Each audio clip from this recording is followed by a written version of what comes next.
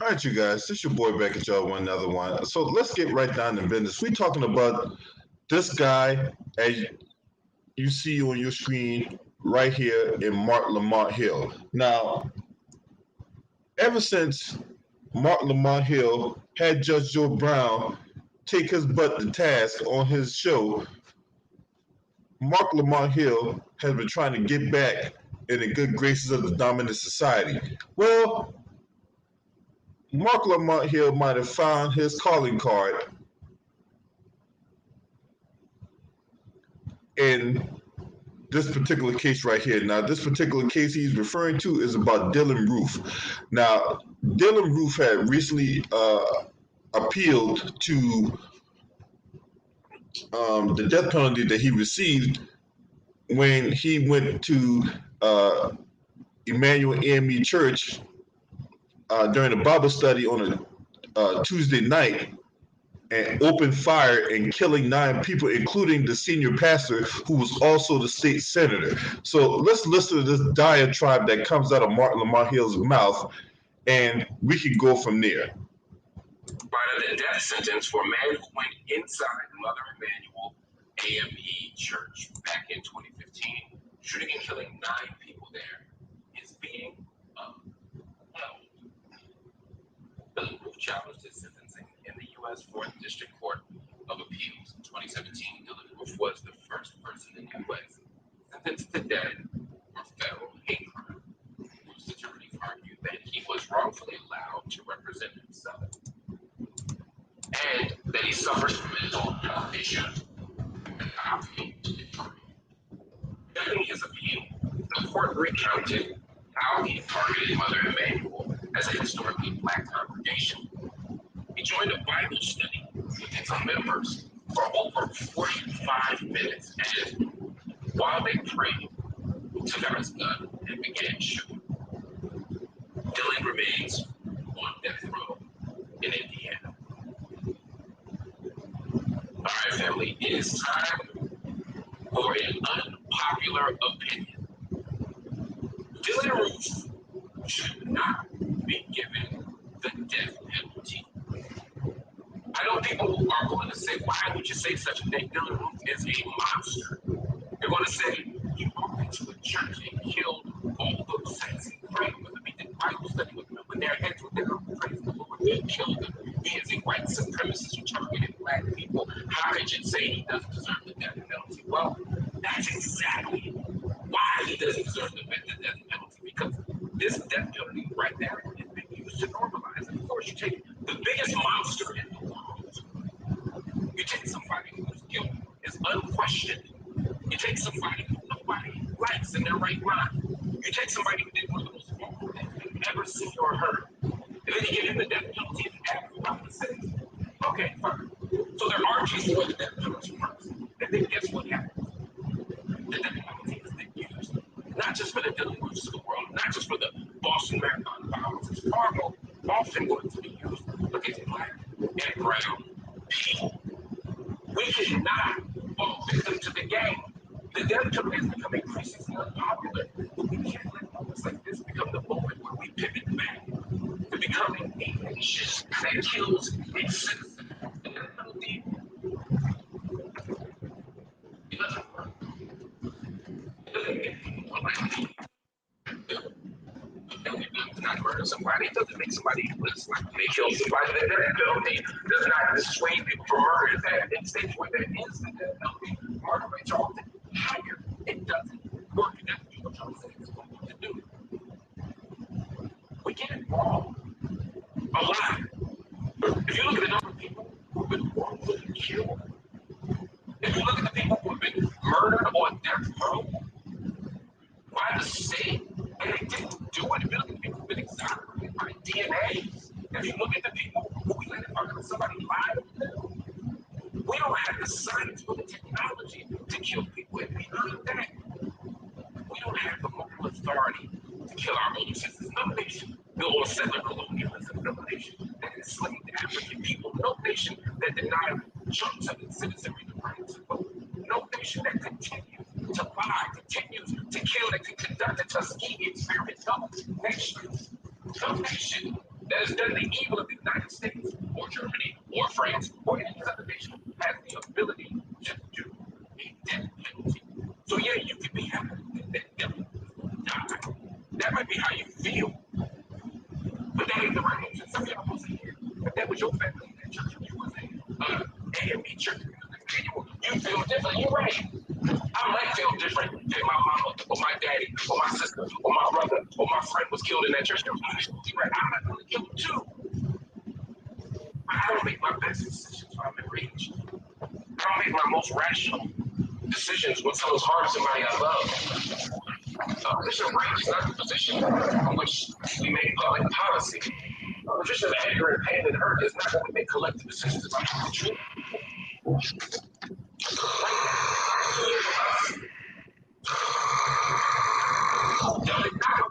don't know what happened, but we're sure. So like this, we have the opportunity to say no. We are not going to kill this guy, but because of the character of who we want to be as a country. That's my limit. I want you to join the conversation. We want to hear from you. So make sure you go to our BNC Twitter and Instagram page, BNC News. Let us know how you feel. Also, visit our website, BNC.TV. Subscribe to our YouTube. So you can check out. LB, you there? Yeah. Oh, I thought I heard some snoring, man. Yeah, because I was listening to this dribble. Okay, I get it. Oh, I said, damn, I hope Eric Johnson was donating to the super chat, man. Thank you very much, man. I appreciate it. Get him, homie. If we did that, we would have been dead. You damn right. All right. Now, did you get all that, y'all? Did you get all that? So what's his? Cause I caught it toward the end. Like what is his reasoning being behind? Okay, what's his reasoning for being anti-death penalty for Dylan Roof? All that you listened to just now, that's what his justification. Because if Dylan Roof was killed, then what president would we be setting? And like, get the fuck out of here, dude. Really? Now. Okay, so now we got sympathy for terrorists. Okay, right. Now we got sympathy for terrorists. This is oh my God, I want to say it so bad, man. All right, so get this, y'all. I want y'all to see this, right? This is an article coming from the Post and Courier. Look, Charleston, South Carolina is where I grew up, okay? Look at this motherfucker. Dylan Roof outlined racist views on website prior to church shooting. That's him. That's the white supremacist right there holding the Confederate flag.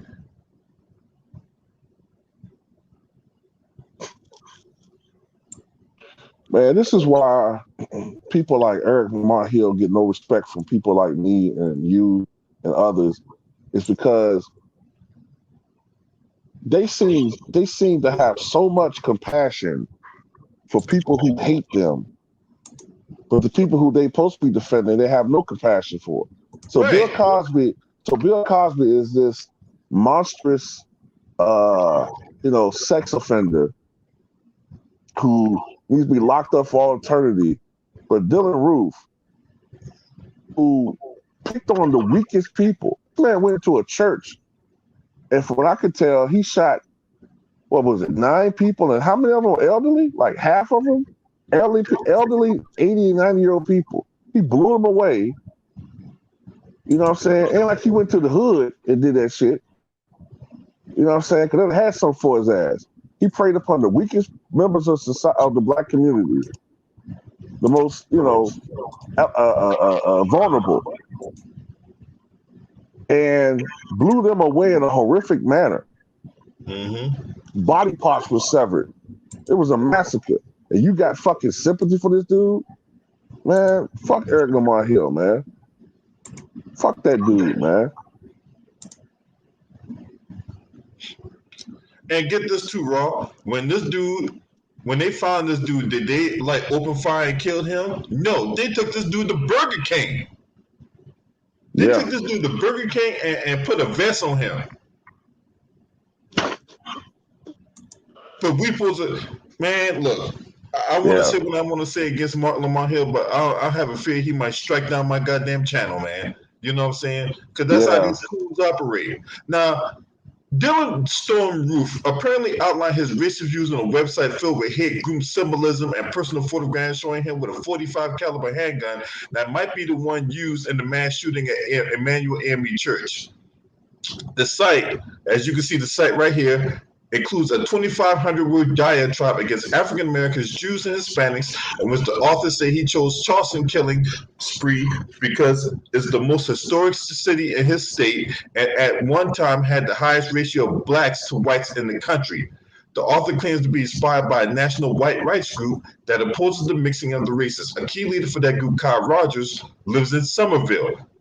Now, of course, he couldn't be reached for comment, because motherfuckers don't want to talk after the light gets shined on them.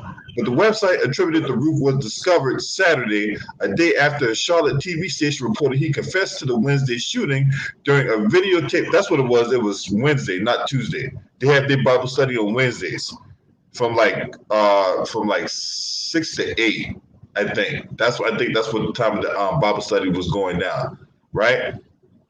During the videotape interview with the police in Shelby, North Carolina, the 21-year-old was arrested there a day after the shooting that killed 9 African Americans. Now, in that 9, one of the people that was killed was, like I said before, the senior pastor in Reverend Pinckney. He was the senior pastor, and he was also the state senator. Hey, you know something? You know what kind of bothers me a little bit about that sentence? Why don't they just say the 21-year-old was arrested there a day after the church shooting that killed 9 people? Why put 9 African Americans? It's like, I mean, I get it, but you wouldn't see them say, the 21-year-old was arrested for killing 9 Caucasian Americans. Right. I don't know. Maybe it just bothers you for some reason. It's just, like you're putting us in a box. Like we're people, not a group. I mean, you know what I'm saying? Like he killed people who were black, but he killed 9 people.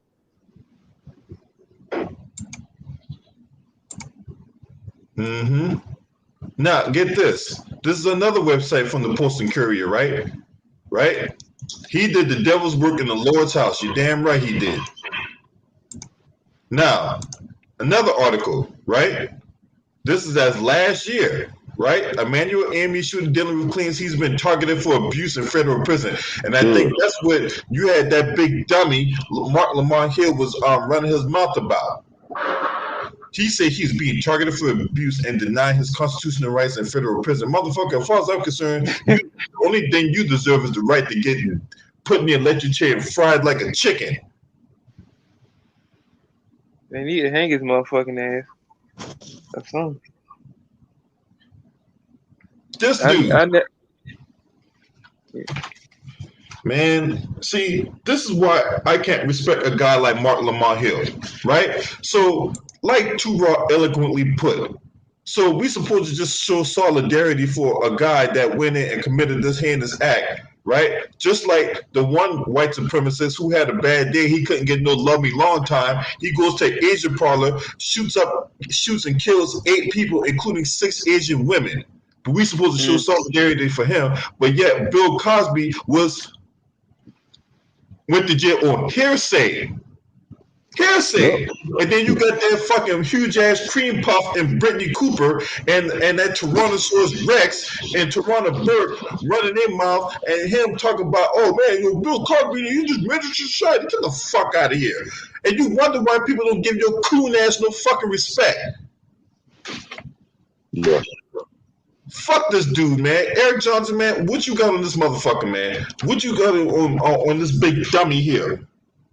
It's just another example of a bitch ass nigga in our community selling out for butter biscuits, man. It doesn't surprise me with a head like that, Mark Lamont Hill. He's definitely a Hall of Fame coon, man. But this just goes to show you he has no soul, he has no dignity about being a righteous brother. He will always be licking under the white man's nuts. and trying to take up for a white supremacist, a fucking terrorist such as this bastard right here, talking about he doesn't need to get the death penalty. Imagine me going up in a church, the Lord's house, where people supposed to feel safe, killing 9 white people. You think motherfuckers gonna have sympathy for me? They gonna Hell look at me no. like, what this nigga think? This nigga just came in here and just killed 9 white Christian people, and we just gonna let this nigga walk away and go to Burger King? He can get hugs and shit. Like, come on now. Like, let me do some shit like that. They'll have all of us under the cell. Shit, they'll probably want to kill me so bad they'll bring hanging executions back. I don't have no love or sympathy for him. Fuck him.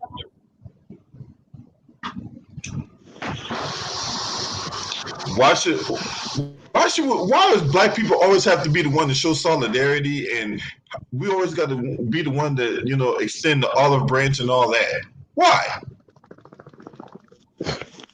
That's I don't know if it's you know, it used to be like a ploy, but now it's like black people just mentally programmed that way, man. When we see white, we see innocent. We see white, we see goodness. When we see white, we see, hey man, you know, this is a good guy. This is a good guy. We look at them as people, layers. Oh man, he did a bad thing, but deep down inside, he's a good guy. You know, if Dylan Roof was Derek Roof, like you said, he shot down white people. Shit, white people stay on code. Kill that nigger. That lethal injection, that ice cube for your ass. Lethal injection's not good enough. These motherfuckers still mad about OJ. Yeah. OJ has been in jail 9 years. They still mad about that. They still mad that he got out. Right. Big mad. They mad Bill Cosby got out. Right. They mad about Bill Cosby. They mad but Bill Cosby getting out and all that. Right? Yep. But you got Mark, and look, Mark Lamont Hill, him, that, like I said, that Agent Cream Puff and Brittany Cooper, the so-called Dr. Brittany Cooper, and freaking Tarana Burke, they're all on the panel complicit in this go along, get along bullshit, right? And then he tried to employ that with Judge Joe Brown, and Judge Joe Brown fried and fricasseed that bastard. Incinerated that motherfucker too.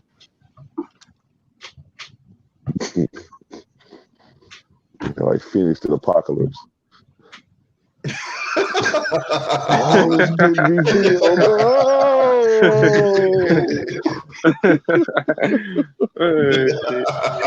What's up, Stephanie? The B Davis 231.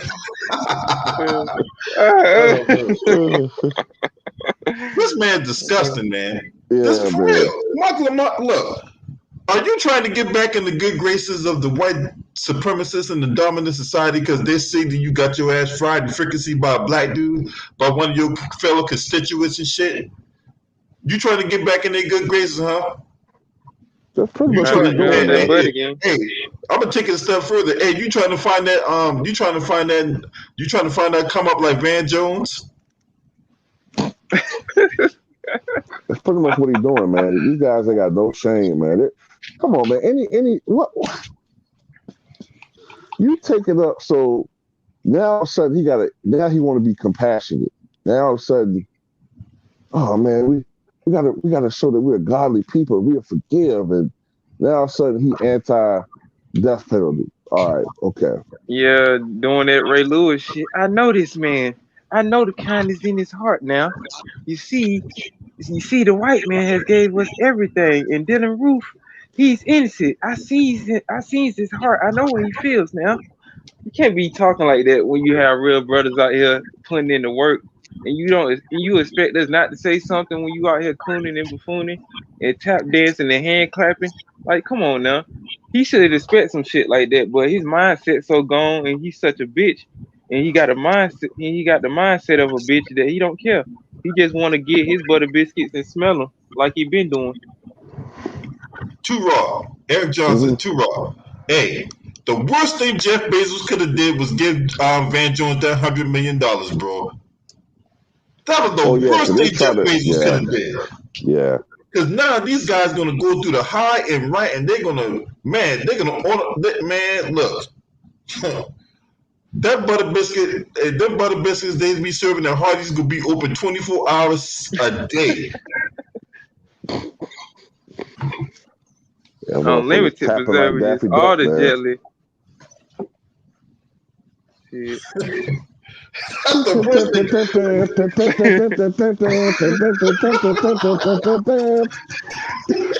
No, hey, don't let it be no Popeye chicken now. Ooh, wee, baby. Let me get these 11 herbs and spices, baby. Oh Good. man, Yeah, motherfuckers, they going a whole new level of kingdom, man. Like, man, bro, that like, coolie will go to the red line, bro. yeah. Shit. The He got that next money thing, now. He can buy the that KFC secret recipe. Them coons can know all the secrets to them 11 herbs and spices now. right. They don't got to Next, keep worrying about it. the next thing he gonna be advocating that Amber Geiger should be let out of prison. Hey, Man, she oh tried to man, appeal her case. That bitch tried to appeal her case. I said, bitch, stand there. You trying to appeal your case, bitch, when you killed that dude. Get out of here, ho. I hope you drop the soap every day. I hope them orange and the new black bitches have fun with you every day you in there, ho. man. Passing For real, that bitch man. around for a pack of Newport. For real. And then he talk about he was being targeted in prison. Motherfucker, you killed a whole bunch of black people and you in general pop with a whole bunch of black people, they should be targeting your ass. Right. I'm surprised he didn't go over there to the white supremacists. They would have protected his ass. You did good for your country, boy. You need to come over here. You should have came over here first, man. You can't be out there with those niggers. They'll kill you, man. Well, see, You this did is the right, thing. Dylan. He was complaining. I looked in the article. He was complaining about being in isolation for 6 months. Well, they did that shit for your own safety. You lucky motherfucker. You wanted you lucky you with the general population because they sure would have shanked his ass. Yeah, they protected his ass in prison. Oh, fucking Mo Howard haircut having ass nigga. I would have been like, motherfucker, you don't need no protection. We're gonna put you where the brothers at. We ain't gonna put you around no Mexicans, no Asians, no white supremacists. We're gonna put you where the brothers at so you can get that true justice, motherfucker. You wanna be gangster running up in churches killing people? We're gonna show you how gangster it is when them gorillas in prison get you in 6ix9ine your motherfucking ass.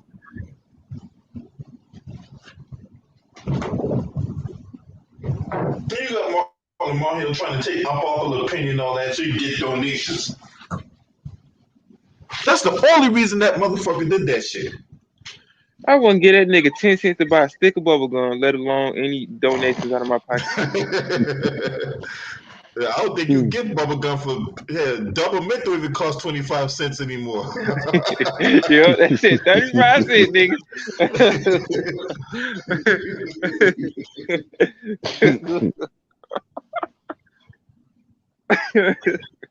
Yeah, man, these dudes is suckers, man. I mean, just yeah.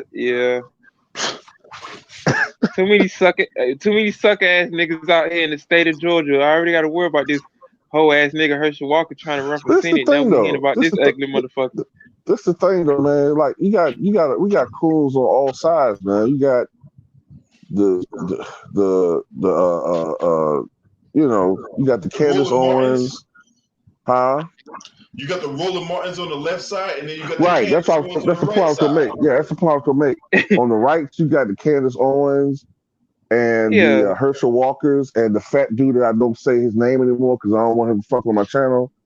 The corpulent one on the right, and then on the left, like you said, you got Lamont Hill and others. Roland Martin, or as one of he said, Jesse Lee Peterson, Tourette having ass.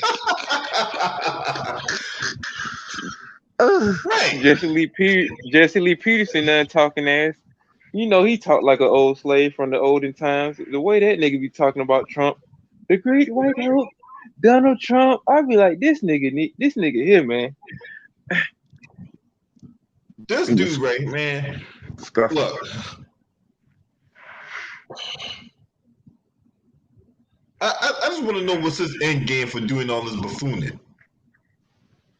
Man. Trying to get that money from Master Bezos. He want to get big like Van Jones too. I guess he got a crowd on TV too to get $100 million. I get a sense that Jeff Bezos might be left wing. I don't know if that's gonna work.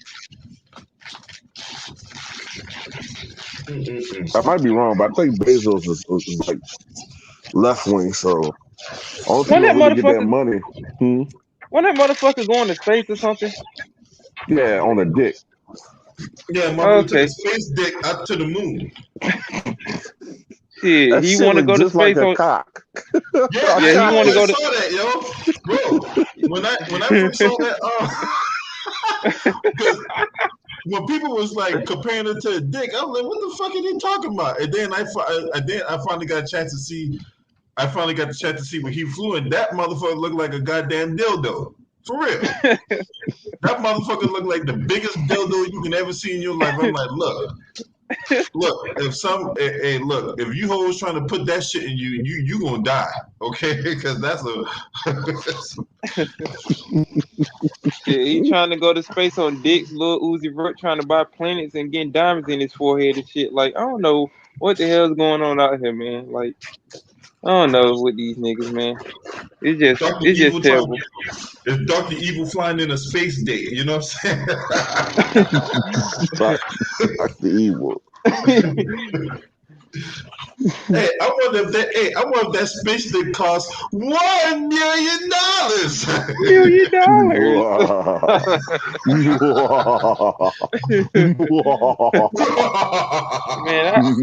million. I've been James Bond that motherfucker. I just need the golden gun and it'll be over with for that motherfucker. Karate chop these niggas, man. $1 Like, million.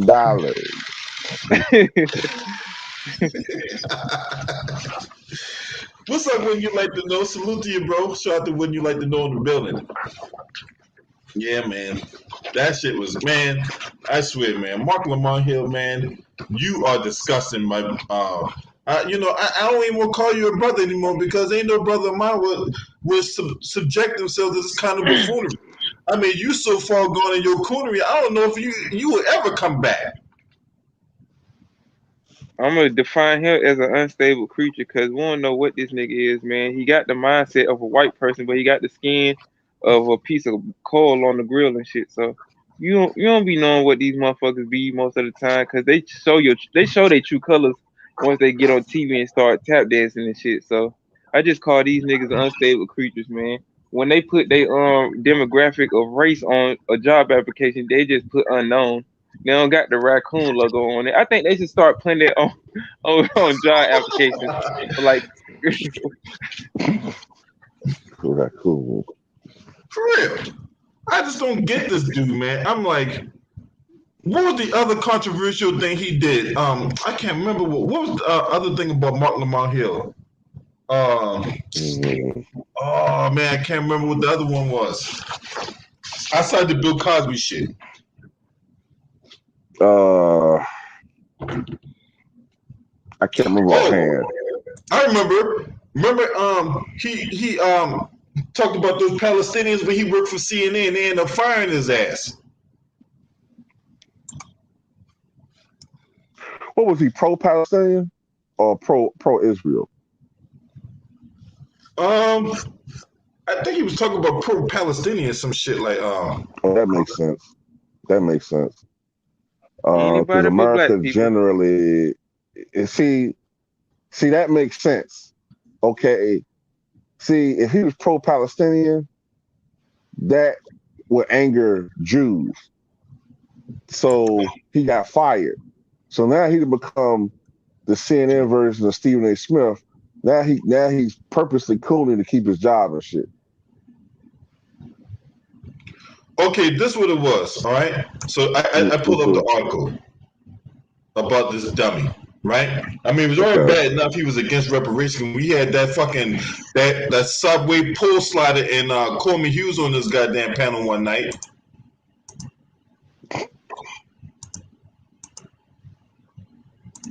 And we know Coleman Hughes, that motherfucker ain't for no reparation and all that. But but a lot of these guys, whenever they talk this shit, they be contradicting themselves in the process.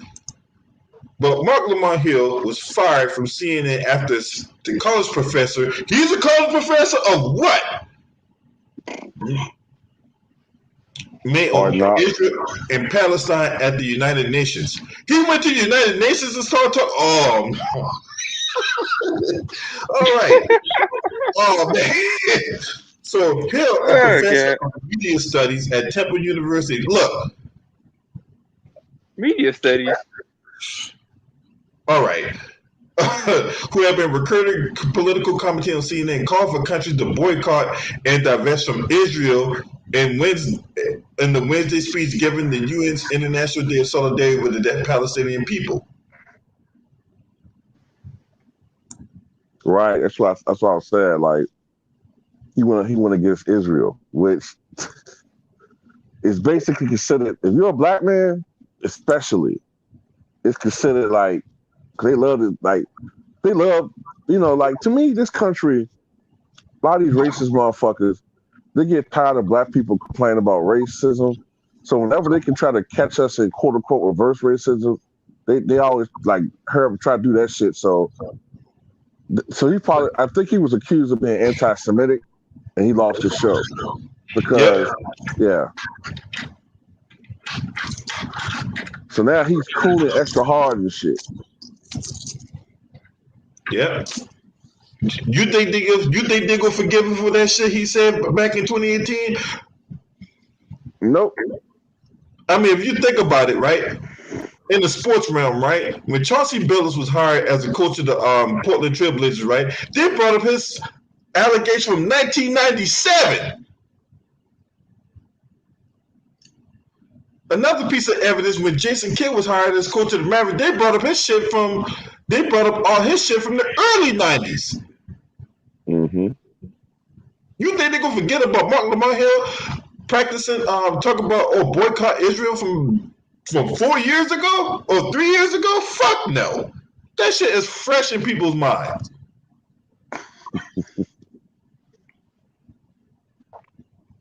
And second, the more important thing, why is you speaking on Israel and Palestine anyway? That's not your fight. See, niggas like that will take any fight they can get, man. They'll take the bullshit off them. They'll get anything from different cultures, but won't say nothing about what's going on in their damn culture. They always want to talk shit about real brothers and sisters who out here doing something, but you motherfuckers out here going into other people's cultures that don't got shit to do with you. Hell, don't even like your black ass. So why you be talking about motherfuckers from different cultures when they ain't showing you the respect that they supposed to be showing you? They're just stupid. We ain't got no dog in that fight, man. Too raw. We ain't got no dog in that fight, and he over there speaking on shit like he knows, like he the subject matter expert and shit. Man. Like I say, man, we got our own problems in this country that need to be addressed.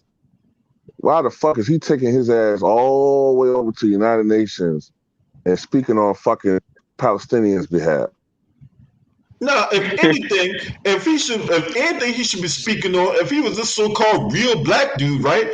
The United Nations would have been a perfect forum for him to push for reparations for black people. Yep. Oh, as a matter of fact, the United Nations came to the conclusion that black people in the United States are having their civil rights violated. They came to that conclusion. Yeah, so like you said, I remember that. Right. So that'd be the perfect avenue for him to speak on that shit. But yeah, remember when Joe Biden? I would have set him straight. Hey, remember when Joe Biden called for the United Nations, for people to the United Nations to come in and investigate the disparities and the disrespect that black people's been getting in the country and all that? I'm like, this dude got some nerve considering he was one of the main architects of this shit. Yeah, he signed the fucking crime bill in '94, motherfucker. You act like people got amnesia, like we old. Yeah, man, sign this shit, man. Going to jail for 2 rocks of crack. You motherfuckers just throwing people's lives away, but you out here talking about what black people need. Motherfucker, you was the catalyst back in '94 and way before that. All these years you've been in. Look, Joe Biden had 50 years of tyranny to his reign. Too raw. Am I lying? No. Joe Biden had 50 years of tyranny to his reign. It's the same dude in a speech in 1972 in Arkansas when he was I think he was campaigning with William J. Fulbright. He compared black school children to cockroaches. And who ever forget when he was a junior senator out in Delaware when he alluded to the black schools as jungles. Yep. How quick these motherfuckers forget? I guess because it's old age, people must not remember that. You know, when these old white motherfuckers get up in their age and shit, they start forgetting all the dirt they did. You know what it is? You know what it is, Eric? You know what it is? It's Barack Obama. That shit gave him a new lease. You know, he's Obama's right-hand man. You know, that gives him, and plus a lot of the stuff that we talking about, younger people don't know about. They just know him as Barack Obama's right-hand man. You know, he served on Barack Obama for 8 years, so he can be racist. Yeah, this is consigliere or something. He go to him for advisement and shit. Yeah, it's consigliere, yeah. Oh yeah, we know his son's a crackhead, Stephanie. That motherfucker was all in the videos, smoking that crack, putting that shit in his system, boy. That New Jack City, baby. He was cracked out like Pookie and his motherfucker stealing crack from the car and shit.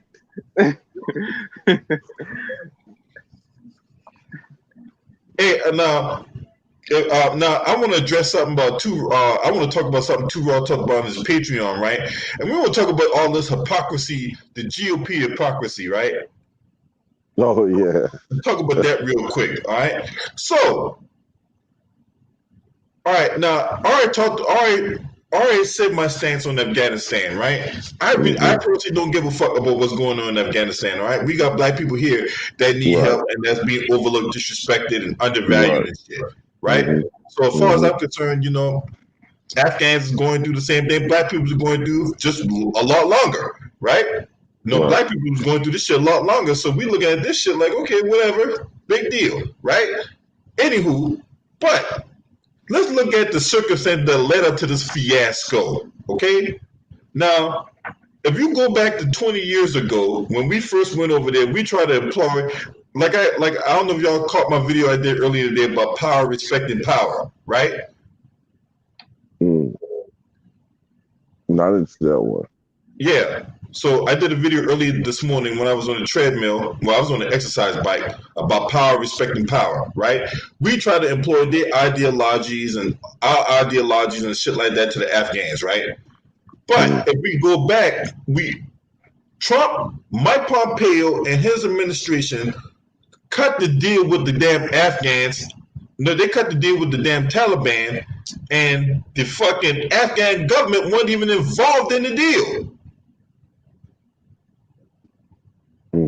So when they pulled out, right, you basically give the Taliban carte blanche to go in and fucking do what they do, right? And which they went in and did what they did.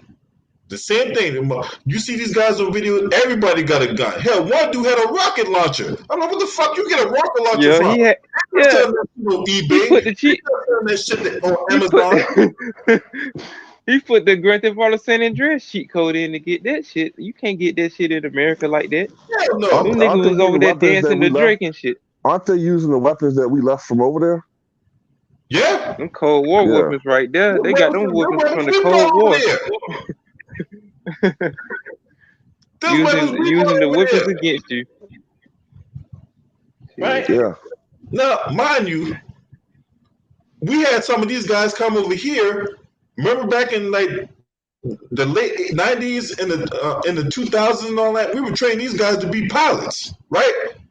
We gave these guys training to become pilots. They got visas. They got over there. They went with their Taliban, their Al Qaeda brothers, and all that. They came right back here and blew up our fucking World Trade Center. Training these motherfuckers to kill your own people. That don't make no damn sense. How you gonna train somebody that's a true enemy to your country? Like they did the same thing to like the I think they was training like the Vietnamese too in like the Vietnam War and stuff. Next thing you know, they putting out spike strips and killing American soldiers. Like, What type of shit is that? Now you training these motherfuckers to use your own guns against you. Like, that don't make no sense. Won't train no Hey, black people to defend themselves. hey, get this, y'all. Get this, y'all. There's Afghan refugees in this country as we speak. Matter of fact, last week I talked about how a lot of these Afghan refugees are in DC right now. Shit. We done seen this before, What's so I ain't enough, gonna say nothing else about it. man? What's enough say that some of them guys ain't terrorists? Mm. And you just gonna let Exactly. them guys come in our country and all that, run amok and all that type of shit? Not only Yep, that, landing in not COVID only You cases. that, giving them visas, you giving them homes, you giving them a foundational structure. Meanwhile, you got a bullshit ass eviction moratorium that's set to expire, and you're gonna kick black people out of their fucking homes. exactly. And not only that, how many of these fucking these refugees got the you know what? The maximum. Yep, them illegal Yeah, the Mexicans. Maximus. Yep, them illegal immigrants and shit. Yeah, Just what's letting enough? them in. You just pack them all on a plane like how you pack a whole bunch of sausage in a fucking bag, right? Or sardines in the can. Us, Yeah. Yeah. and this the crazy thing. They done spent all this money on this so-called wall and shit, but you letting these motherfuckers in. What was the use of doing that? Like wasting all that damn money and you letting these motherfuckers in, knowing they got COVID. Hey, LB, when we finish this topic, can I bring up a little point about something we were talking about yesterday? Yeah. Okay, but I'm not gonna do it right now. I want you to go ahead and finish, this conversation. Yeah, we about to wrap this up though. But my thing is this, right? So how you gonna go out there, do all that, right? And then I'm supposed to just, just sit back there and watch this thing play out and not say something? Like, you GOP motherfuckers are hypocrites, all right? Because last year, when this deal went down, y'all put up this thing on the website talking about how there's a victory for the Republican Party and Trump was a leader and this thing and the next thing, man. Y'all paraded that shit. If you go to that same website now, you won't find that website because they took it down after that shit blew up in their faces and all that, right? Now, these guys run around here talking about, oh, Joe Biden should be impeached. Really? Really? Look, I ain't no fan of Joe Biden.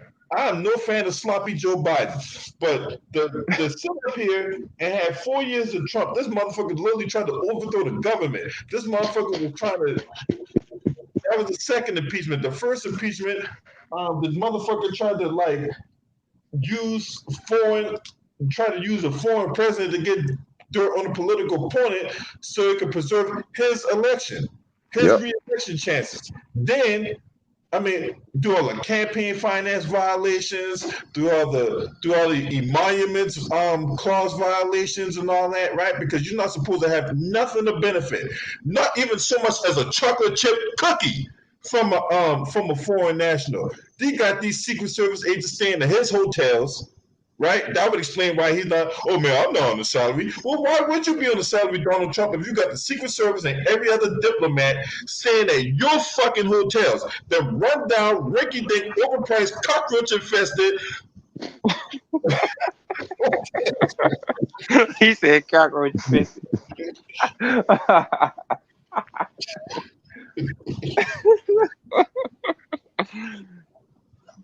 For real.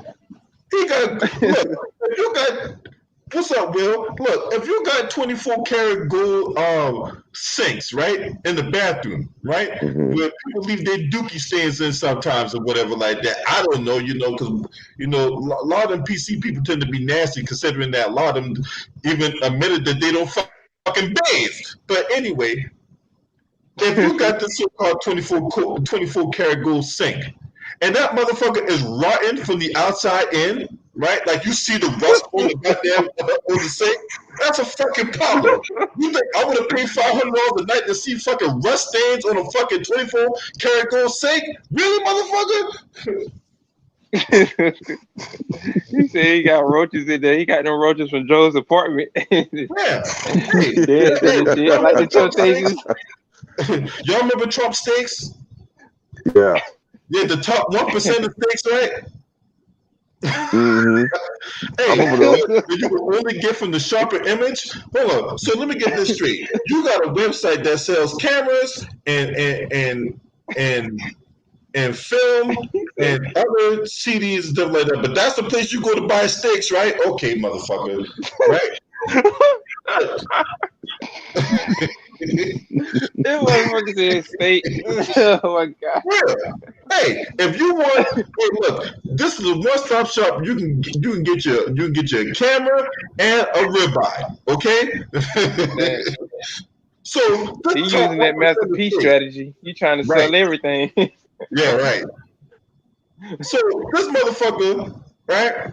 So you go into Trump Hotel. This is where you get the quote unquote top 1% of steak, right? Mm-hmm. That ain't grass fed. That's choice ribeye. Okay?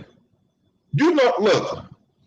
When I think of Donald Trump, you got to think of that SpongeBob cartoon called Opposite Day, because you got to believe the opposite of what this guy said. When this guy said he had the top 1% of state, man, then the cheapest states you can buy at goddamn Food Lion, okay? Piggly Wiggly states, nigga. Hell yeah. If the top steak is Kobe, his shit is goddamn. Toby. Yeah, it's called Tobe.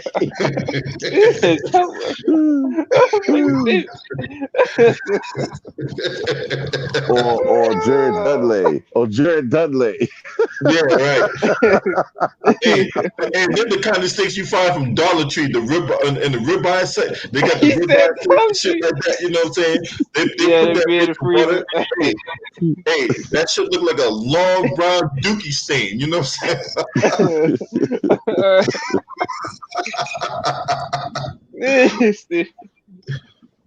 up, LBC? What's up, man? I was trying to get my avatar right, man, for my man, Big Mike Bird, man. Shouts out to Mike Bird, man, for being an American hero, true patriot, and putting some of the best op pack on the streets. I'm smoking some of that Ashley Babbitt right now. I'm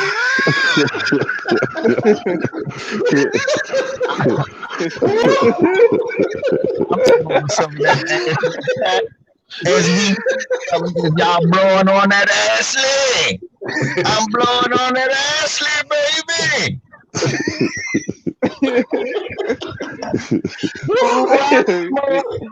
Ashley, who I smoke, baby, who I smoke, that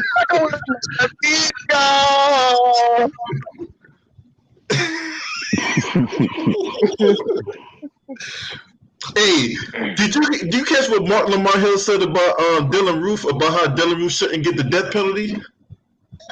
You know what? Let me tell you something about me. Let me tell you something about how God built me.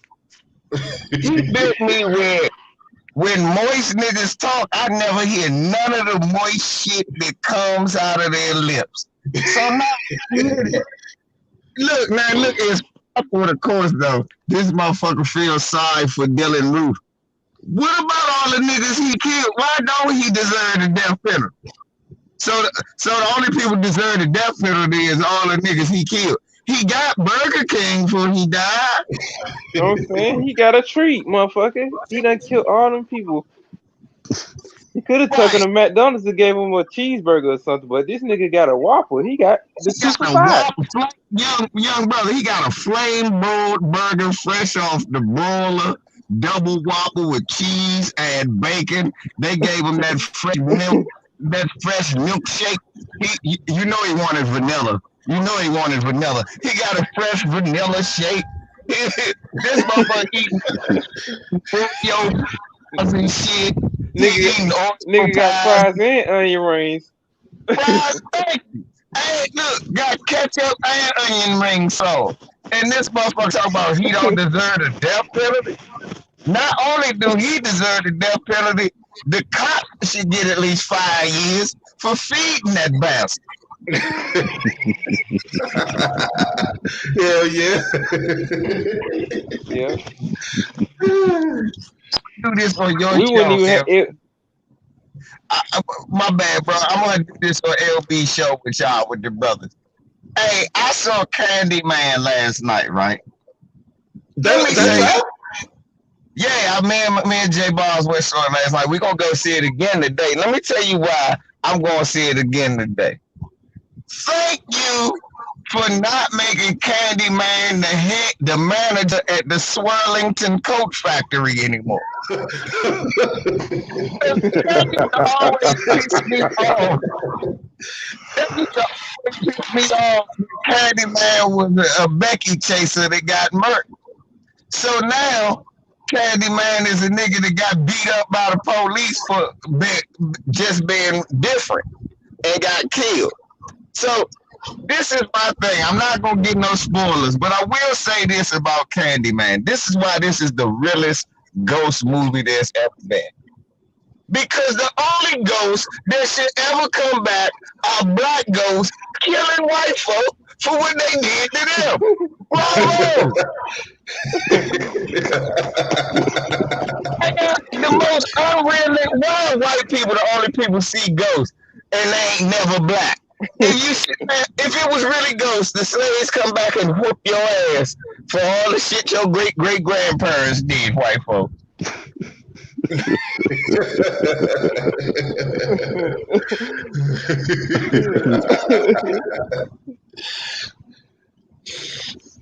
You get on my nerves.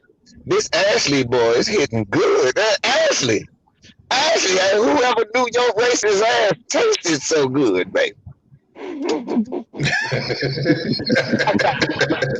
He's smoking that Ashy Babbitt. Shouts out to Lieutenant Michael Berg. God damn it, we gonna get this man. Need to be captain, commandant, even Commandant Bird. That sounds good. Commandant Bird. Yep.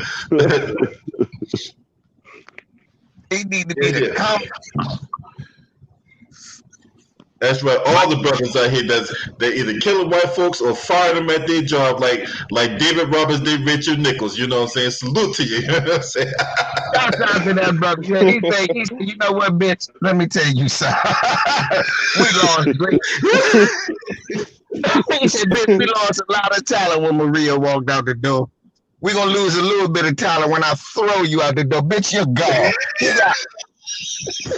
Jazzy Jeff ass out the door. Yeah, I'm surprised that the Big Mike didn't report that they actually hired Uncle Phil to fire Rachel Nichols. They just threw that bitch out of the zone up in the That's all you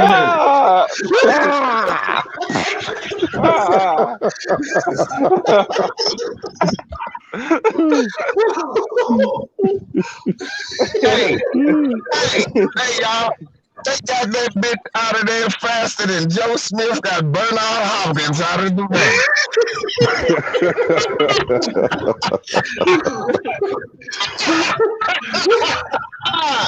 I got Bernard. He thought he was going to get this show. No, I'm going to get your buck dancing ass too, Bernard. You not getting away. Everybody gets some of this lash this morning.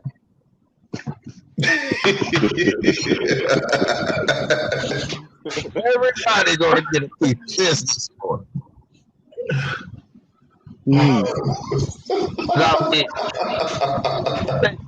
Same niggas say you don't get a vaccination that's doing the milk crate challenge. Trust me. Let me tell you.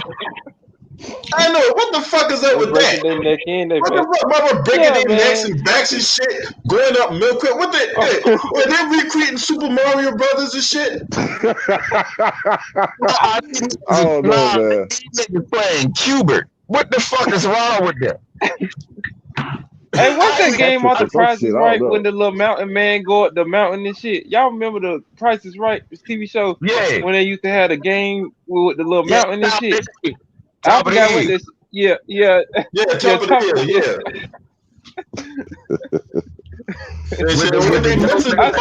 Yodeling in the background. Yeah, that's all. Look, all these niggas with Obamacare, niggas don't even got health insurance, but they doing the milk crate challenge. How are these unemployed niggas buying 22 milk crates with their unemployment check? That's just the biggest way. They probably stealing that shit from behind They probably stealing that shit from behind Piggly Wiggly.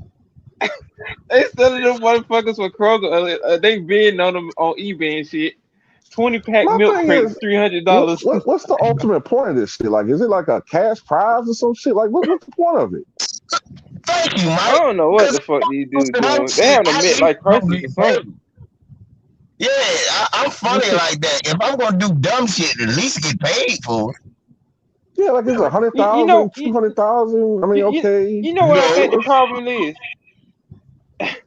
You know what I think the problem is? Some of these niggas trying to relive these jackass days. You know, jackass inspired a whole generation of just niggas to just be out here doing crazy ass shit, man. And you know, you always have like stupid ass trends like this. I mean, some of these niggas ain't even getting no money like that. You know. Hey, look, you absolutely right. Know why? Jackass is making another movie, Jackass Forever, and what fucked me up is how many of these cool ass niggas is running around with racist ass Johnny Knoxville and racist ass Steve-O. Yeah. On the new Jackass, they gonna have another movie, and it's gonna be niggas with them too. Yeah. They were living their old Viva La Bam days. Y'all remember the Viva La Bam TV show? They used to come on MTV. I stopped watching MTV in 19. Look, when Beavis and Butthead went off, that was the end of MTV for me. Yep, me too. Yeah, that's about right. Yeah. They never had any content. Youngin, that was the only content that you could have actually. MTV never made content for black people. Only thing they ever did was make Yo MTV raps, and that shit was shorter than a motherfucker. Yeah. They spent more time talking to the rappers than showing you videos. Mm-hmm. Yeah. TikTok did ban all those milk crate challenges and shit. They did ban it, so. Yeah. I'm surprised that shit won't be in the Olympics in the next couple of years. The way these niggas be doing stupid shit like that, milk crate medals and shit in the Olympics and stuff. Hey, did you see the fat girl that went through the damn milk crate and shit? Nah, but her fat ass ain't really need no challenge to know she couldn't do it. All she needed was one milk crate and just not to fall through it. Would have been the challenge for her. Hey, you seen the one with the kid? Hey, you seen the one with the kid kicked the shit out of all the milk crates? The dude just fell on his back and shit. That shit was crazy as hell. I ain't watched none of these motherfuckers. You know what? I would rather watch a bird and wait for him to shit than watch niggas walk up and I swear to God. I got to be. I'm sorry. I am from the hood. I have never been that fucking bored. I go outside and niggas sell dope before I do some shit like that. Right. And if I ever in my life open up my door and see niggas walking down milk crates, I'm shooting at them niggas. I'm like, nigga, nah. I'm gonna make it a little dangerous for you out here.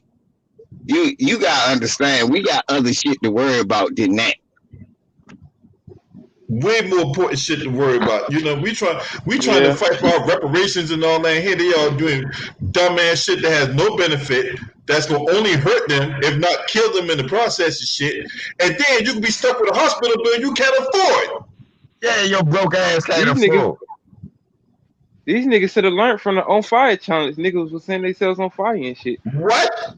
Oh, motherfucker was setting themselves on fire? Yeah, they were doing the on fire challenge a couple years ago. Niggas was putting lighter fluid on themselves and setting themselves on fire. I mean, the level of retardation right now that's on social media at the level is exponentially further than what the fuck I thought it would. Cause Slim, what? Look, that's why I don't pay attention. That's why I don't do lives every day. I want these niggas to actually live life and not do dumb shit. That's why I say my video, man. I wouldn't be surprised the next one is suck a hot cold from a grill challenge, man. I think somebody will do that shit. I mean, they're already walking over barefooted, so why not? Let's push the buck. That's some fear factor shit right there. I ain't going. I can't see niggas going that far, but we is in America though.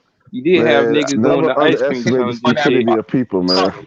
Sorry, that's better than lighting yourself on fire. What the hell? That's put look. I can see it on fire. Wow. I can see dumb nigga rational with Mike just said, see the saliva from your mouth gonna put the coals out. You really not gonna burn though. Yeah. I can hear one of See, these my niggas body saying this shit temperature now. gonna compete with the cold, so it will really be 180 degrees. It'll be more like 120. You know, I think I can handle it for about a good 5 or 10 seconds. Just your breath, when you blow your breath, is hot as a motherfucker. No, breath hotter. And see, I ate some ice cream earlier. So see, the remnants of the ice cream, it can kind of act that cold. Yeah, I think I can do 20 seconds. You know what I'm saying? Man, I'm gonna have a mouthful of dust. So either way, you a loser, right? He said a mouthful of dust. I mean, think about it. Somebody sent me one with a motherfucker rolling the blunt saying, that's you. I said, I could probably do that shit. I said, but I wouldn't try that. I said, I ain't spilling one drop of weed. And I ain't playing with weed. Like I said, you ain't got more to do with your life than walk up. Hey, there goes some milk crates. Let's set them up and walk up and see if we can not fall. Huh? How about just raking up some leaves? That's more productive. Then, okay, here go the better one, Mike. So after you complete this challenge, what the fuck you do with all these milk crates you ain't never need? I don't know. I'll be using the milk crate to put my vinyl records in. I don't want to bust my ass on it and break every bone in my back. Come on, y'all. Look, I don't know. This what they dumb ass do, Mike. They cut the bottom out of all of them and making basketball hoops all of them.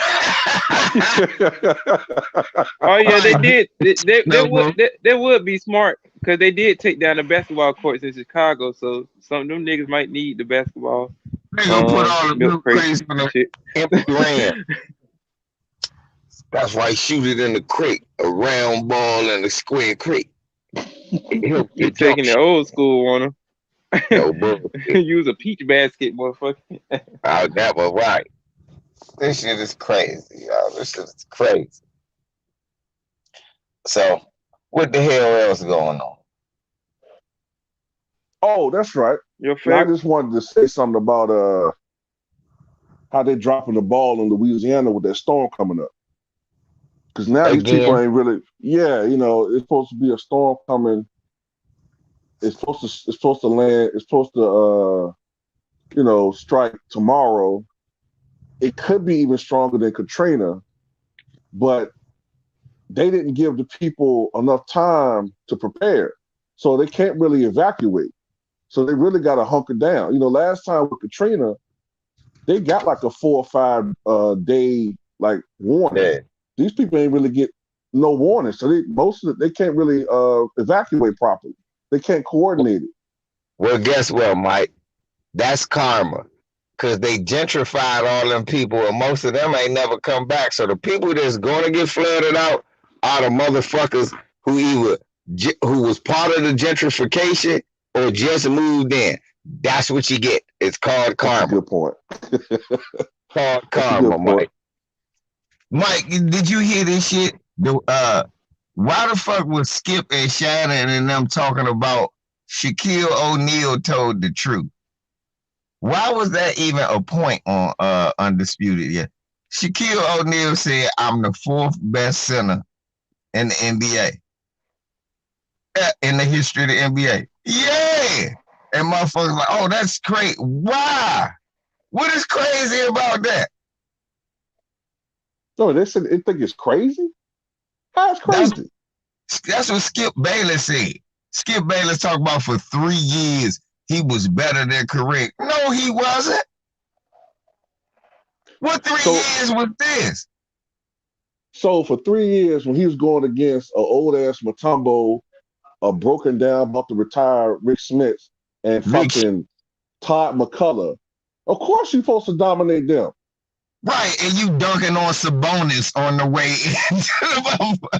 Right, Sabonis fucking 300, fucking look like goddamn a drunk from a bar at that point, and you dunking on this old ass dude. Old fat ass guy. Right, old flabby ass Sabonis. That's what I was saying. It was serious. I said, is this seriously? Is there any debate about? Look, the only debate is Shaq the fourth or the fifth best center. Because you can make an argument. I ain't talking, but you can make the argument that Moses Malone was better than him. See, look now. And since you brought that up, is he the sixth best center? Because look, he put Kareem, Wilt, and Mr. Russell ahead of him. Mm. But I got Kareem, Wilt, Hakeem ahead of him. But since he put Mr. Russell there, I'll put Mr. Russell there. Right. But since you just said Big Mo, I mean, look, I know it ain't no pick and roll problems with Big Mo. It ain't no rebound laps with Big Mo. It ain't no Big Mo ain't gonna come in shape. It ain't none of that with Big. Right. It ain't no Big Mo gonna miss free throws. Nope. I ain't. I heard something about that. I gotta look into that. I heard he said Skip said some shit about Wilt. You this how you know, man. Was this dude really following sports? He said Wilt, you never know if he was gonna be in shape. What, nigga? What are you talking about? I'm sorry, y'all. You can never put Olajuwon ahead of Kareem Abdul-Jabbar. Never. I'm sorry. You will never have that an argument. It's Kareem. Kareem can never be the number 2 center. I'm sorry, bro. It's not even opinion. That is fact. Kareem is the best center to ever play the game. There is no argument about that. He leads them in damn near everything. Come on, man. Yeah. And then look, you name the center, Kareem probably bust his ass. Think about that. Yeah. You name the center, Kareem probably whooped his ass. Mm-hmm. Then after that, Wilt Chamberlain.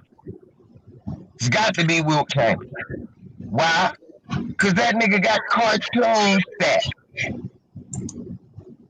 Mm-hmm. That nigga got cartoon stats.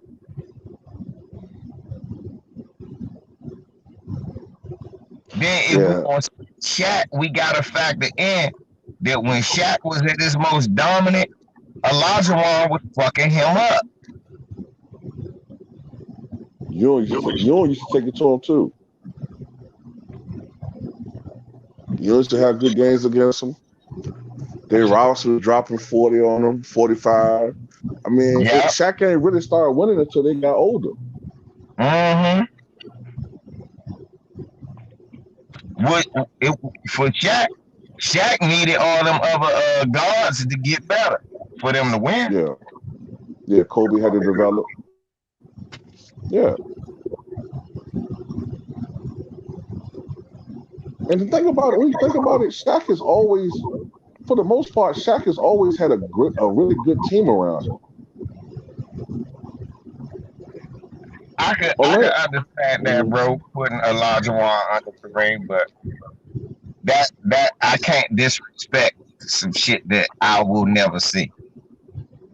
My bad, Mike. I be telling people why I put Wilt. I never saw that shit, but I'm never gonna see no shit like that. You gotta respect that. Nobody can do what he did. Right. Nope.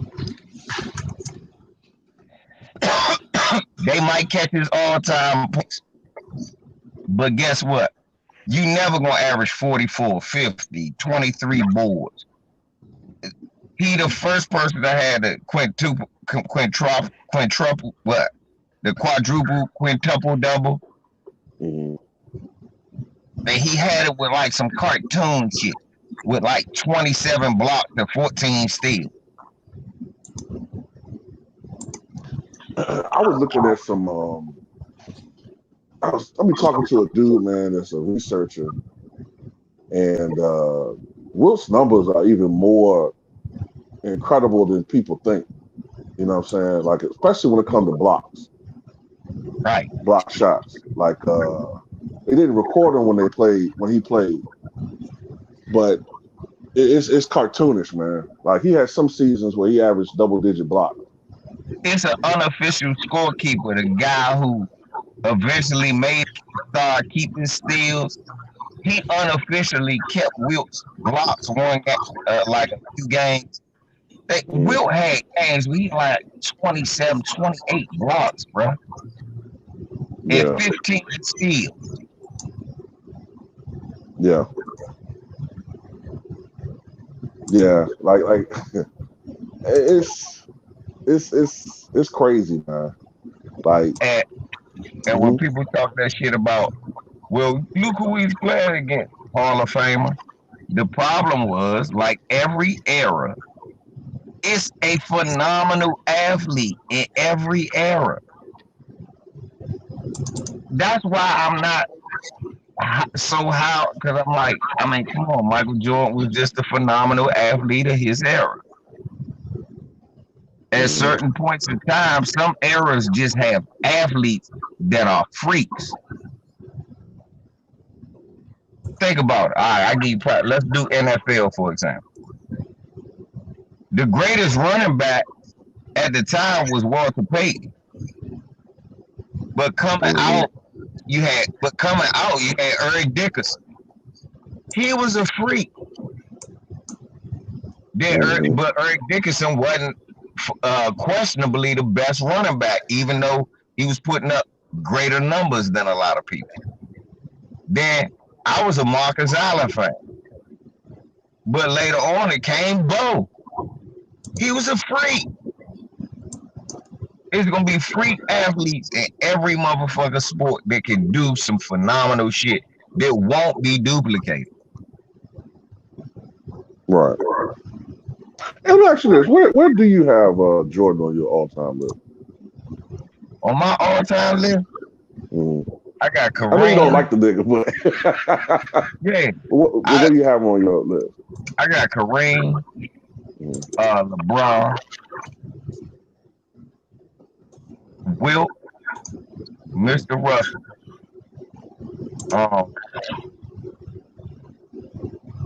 And it depends on the day. I'll either have Magic or Michael. Okay, about 6 with me, 6 or 7. I never thought he was the greatest player. Never. Right. I never thought he was the greatest player. I always thought he was in the top 10 to me. Because I always look at what Kobe did too. I'm like, Slim, and he didn't take no time off. That means something to me. Shit like that means shit to me. You don't get no rest. You don't get no days off. You back at it. You on the grind. I got respect for shit like that. Okay. A lot of the times, the thing with Michael Jordan with me, I don't disrespect all the players that he played with because I know how good they were. And I don't think they ever get respected. They act like it was Michael Jordan run around with 4 niggas who would have never done nothing if they ain't play with Michael Jordan.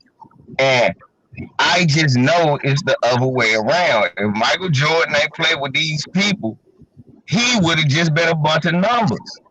He'd have been bald head Dominique Wilkins. Seriously. And bald head Dominique. Look, y'all laughing because y'all think about that shit.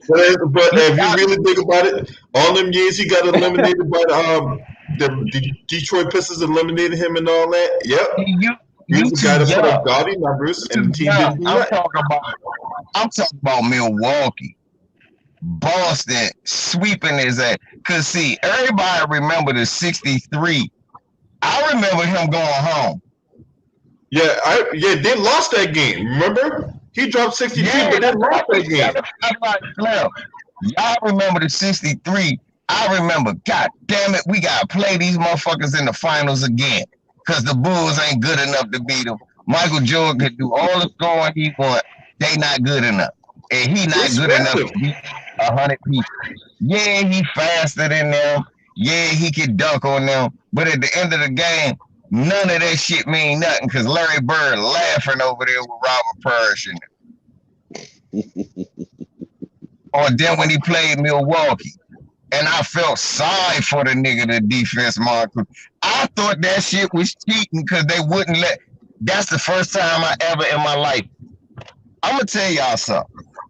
Michael Jordan, and I'm glad you roll his stamps. People think I be hating. I don't.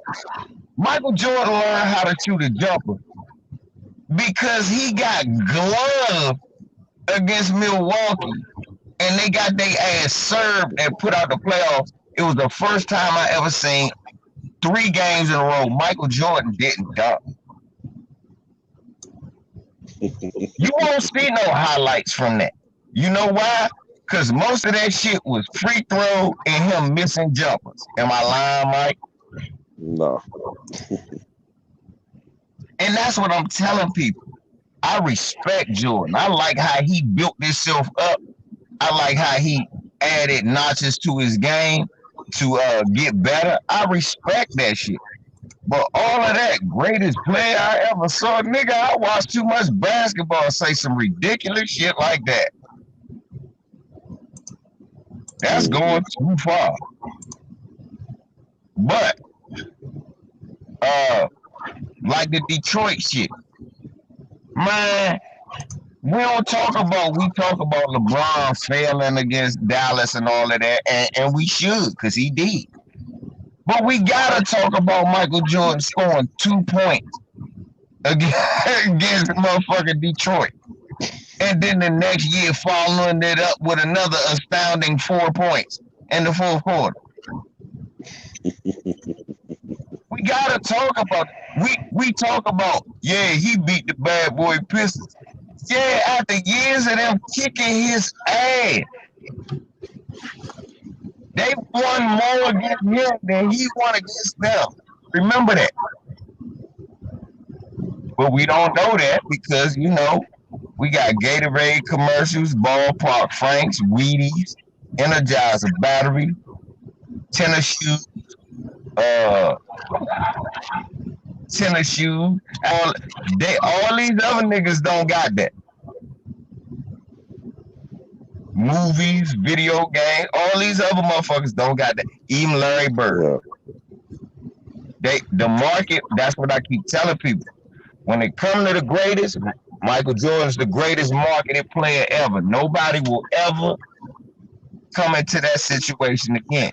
It was part dumb luck and part great player. If Magic Johnson said, yeah, you never would have been told Michael Jordan is the greatest because Nike would have told you Magic was.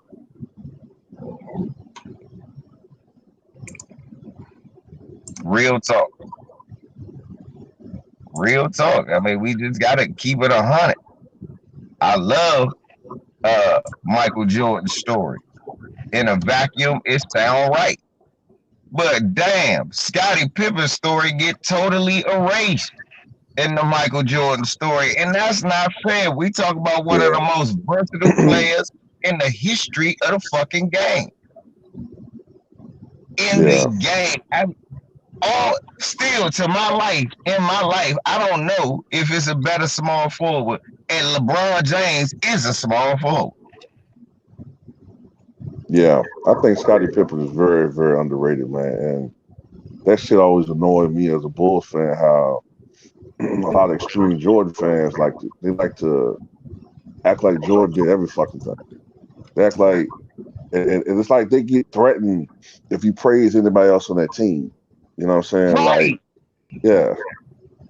It don't take away from how great Mike was, because Scottie was great with him. Do you know it don't take away from Shaq that Kobe was great, and it don't take away from Kobe that Shaq was great. It's just that we know Kobe was not the 1A. He was the 1B. Right. Just like we know Scottie wasn't the 1A. He was the 1B, though. He was the number 2 best player in the NBA behind Michael Jordan. I kept telling people, I said, how could you beat them when they had the best 2 players in the NBA? It was when Magic retired, it was bar none. Jordan and Pippen was 1 and 2. Ewing wasn't. Malone wasn't. Even Olajuwon at that time was, because they hadn't developed like that yet. Scottie Pippen proved you can sit Michael Jordan down, put 4 other motherfucking role players on the floor with him, and they'll go on a 20-6 run with Jordan chewing gum and drinking Gatorade. Then Jordan to come in after you just got cooked by Paxson, Bobby Hansen, Craig Hodges, Scott Wilson, and Levinston ass with Pippen doing everything on your ass. Then Jordan come in and bust your ass. You already demoralized. Then he come in and do his thing. Hey, I was never mad, but I'm telling the truth. That was a team because they had the best 2 players in the NBA at the same time. Mm-hmm.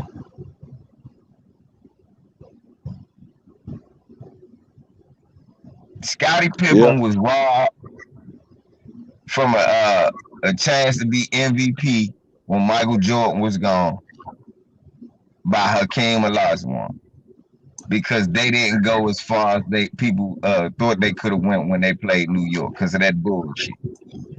But let's be honest, folks. He was the best player in the NBA. To this day, nobody has done what Scottie Pippen did. Led the team in everything.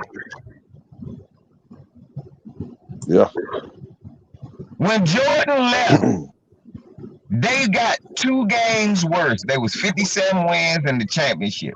There was 55 in the second round against the eventual team who went to the championship with just Scottie Pippen the next year and fucking Pete Myers, a CBL player. We gotta give Scottie Pippen his props. This nigga led the team in scoring, rebounding, assists, steals, and blocks.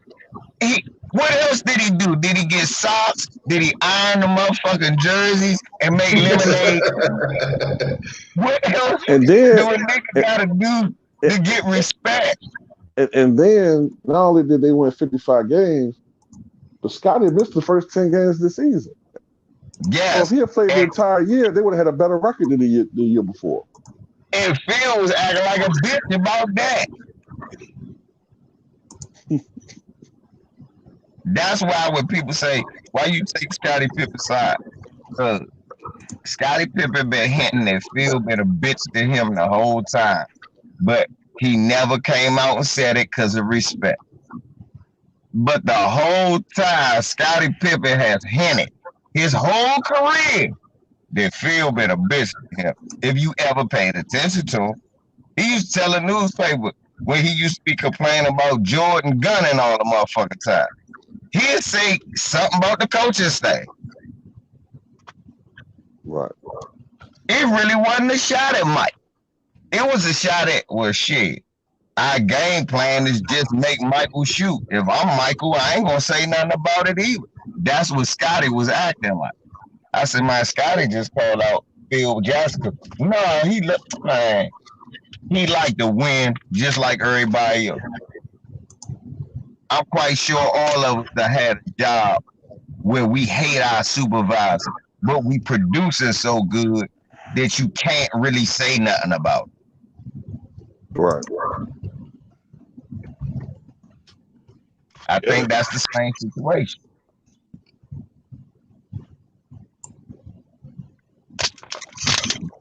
So that's my biggest grievance with the whole Michael Jordan situation is that we feel like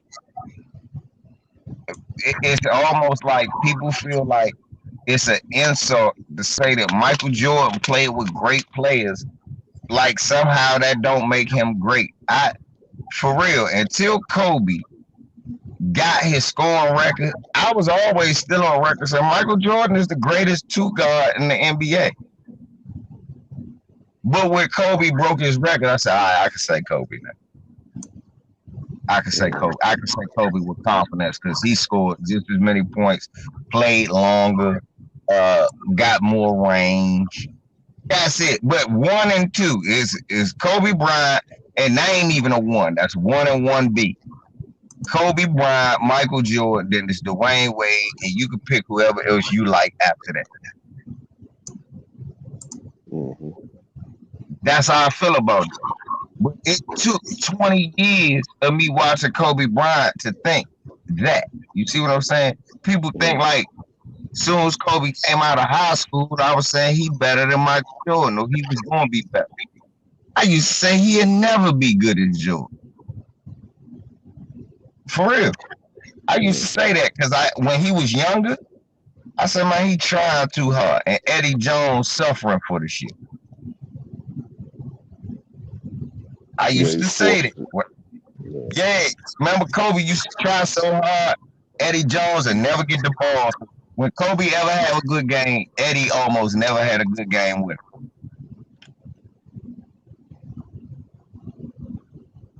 And if Eddie had a good game, 25, 30, it was like we couldn't even use Kobe. And I was like, nah, I don't like that. We could use both of them like they did Pippen and Jordan. Because Eddie don't really need the ball to score like that. We did it with Sabalos and Eddie and all of that. Mm-hmm. So I used to be mad. I used to be hot with Kobe, Slim. And then when we traded him, Eddie, and we got bitch ass Fox, I hated Rick Fox. I said, Rick Fox. I said, oh, they going all in with the Kobe and Shaq thing. It ain't gonna work unless we get a shooter. Motherfuckers like, I thought you were a Laker fan. I said, I am, but we need a shooter to win. And what they do, Mike, at the end of the year, who they get? You talking about the championship, bro? Glenn Rice. Glenn Rice. Thank you. Mm-hmm. And that's what I kept saying. I said, we shouldn't have never got rid of Eddie. We needed a shooter that could be like Eddie. We would have still been winning. If that was Kobe, Eddie, and Shaq instead of Kobe, Glenn, and Shaq, they would have won 3 together instead of we got rid of Glenn, then add another piece, then get rid of that and add another piece. Nah. Because Mitch Richmond even stole the ring with us. Oh, yeah. I forgot about. Sometimes I'll be forgetting Mitch Richmond was a Laker. Yeah, he was in here for like a year. Yep. The year he went, the year we won a ring. And let's be honest, nobody deserved to steal a ring more than Mitch Richmond. After all that losing he did with Sacramento, hell yeah. Look, you start your career off with Golden State, Tim Hardaway, Chris Mullin. Looking at how the NBA is now, y'all could have been did that shit a long time ago because y'all was actually doing it. I remember a game they played us in a motherfucking playoff. It was like 140, 147. They won. Mullin had like 45. Richmond had like 36. Tim had like 29 and 13. And they beat us. We won 4 games to 1. And my father and me was watching that game, laughing. The only time we ever clapped for a team playing, we was like, these motherfuckers can shoot from everywhere. Yeah. And they fucked that team up for Billy fucking O. For Billy Owens, y'all. Yeah, remember Billy Owens was drafted out of Syracuse. They was highly tired of coming out of that damn school. He wasn't shit at Syracuse. I'm just I know he wasn't shit at Syracuse, but I'm just saying what the media perception was of Billy Owens. I know, but see that's the type of guy I am. I've been like this all my life. A little kid, me and my father was yelling at the TV. Billy Owens is not that good. He gonna go to the NBA and not be that good. Oh, Billy Owens is great. Man, we was watching Alonzo and them punk them. Then Reggie Williams took over on this motherfucker. I seen him lose it all in neglect. I seen him do it in college. When Syracuse should have won a national championship or got there. It was all because of DC. Billy Owens was supposed to make him go back. He wasn't good enough.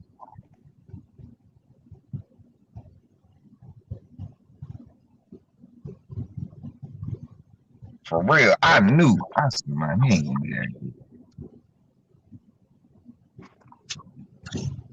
Yeah, they fucked that team up, man. Then we played Sacramento for what? 7 years, 6 years? Yeah. One playoff appearance and shit. Yeah. That was got terrible. traded to the Bullets. I think they just changed their name to the Wizards. Got traded to the Wizards. Started falling off. Yeah. He was doing good for a minute with us. He was doing all right, but we saw when he left us to go to the Lakers. My father said, "Damn, your man Mitch that left your home team to go to your favorite team." We started laughing. He said, "Man, Mitch ain't got nothing left. He ain't still a ring." We said, "Yeah."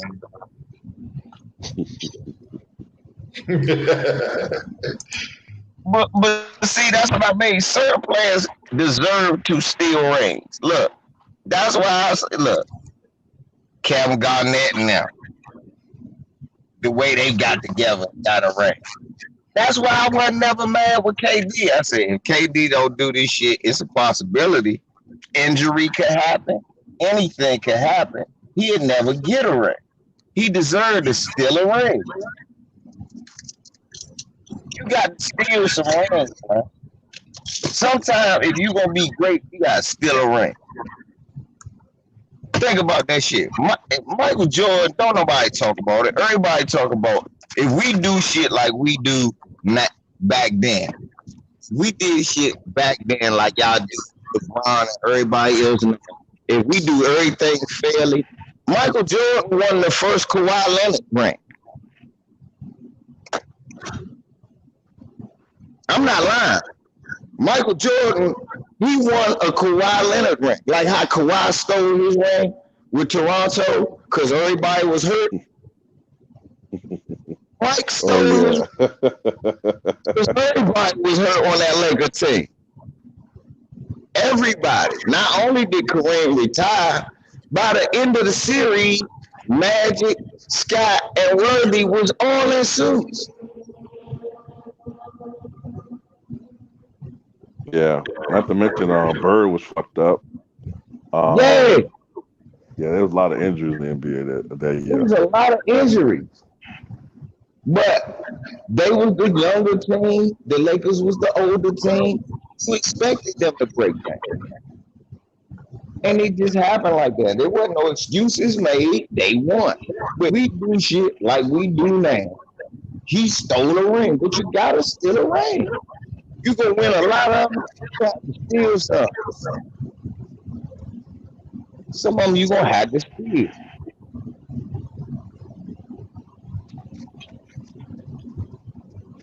Who stole a ring? Snuck that ring in there real quick. Dirt. He stole a ring. He stole it the hard way. He stole it the hard way. Oh man. He beat a good team. He stole it the hard way, but he stole one. Let me sneak this ring in here on your motherfucking ass. Gary Payton stole the ring with Shaq and Dwayne Wade, and he said it. Said, I'm following the big man. I know Kobe gonna be great, but I only got but a certain amount of years. I'm gonna follow this big man, and I'm gonna get this ring. Let me steal me one. Gary is in there with that ring. You got to steal you one.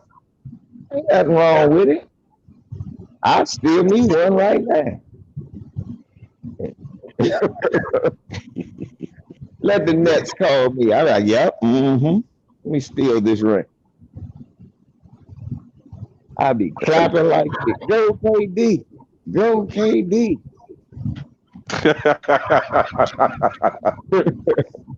I'd be like Keith Booth when he played for the Bulls. Or Jack Haley. Well, that's a cracker, but you know what I mean.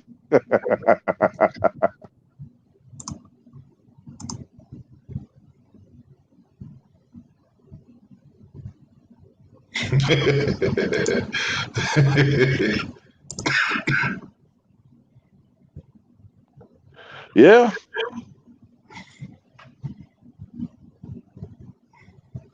Yeah. Yeah, Alonzo Mourning, yeah, he got a ring too, Miami. You know what I'm saying? Mm-mm. Yeah, he came back and got one.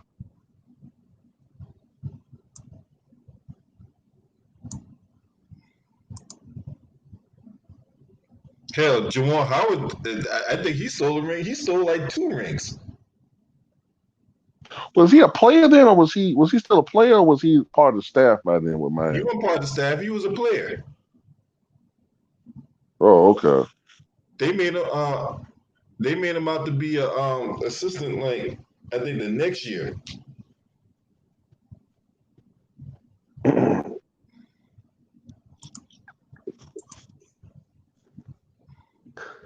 I remember when he signed that when he got that $100 million contract with the Bullets. I think it was like, what was it, like 7-year, $105 million?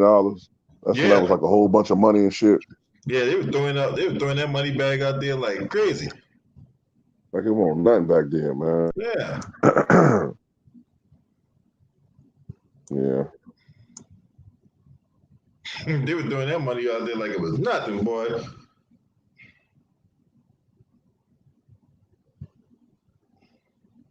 But did Tracy get a ring with the Spurs? I don't think he got a ring that year. I don't think he did, Lou. Because didn't he retire in 2013? He did. Yeah, they didn't win the title that year. They won in 2014.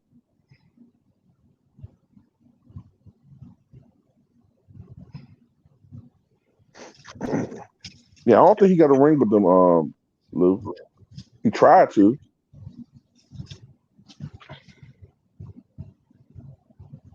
Yeah, he tried to leech a ring. He ended up getting that shit. Nah. Yeah. I'm gonna go ahead. I think. Nah, hey Mike, that man ain't win a ring. Look, he was just trying to get out the first round. That's all he was doing.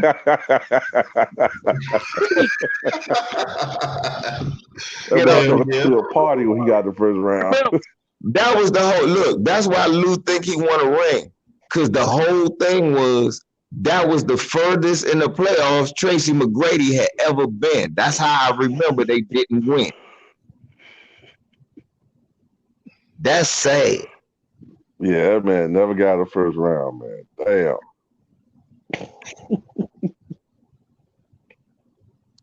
Nope. He just jumped up and said, can y'all get me out the first round, please, so they can get that off my name?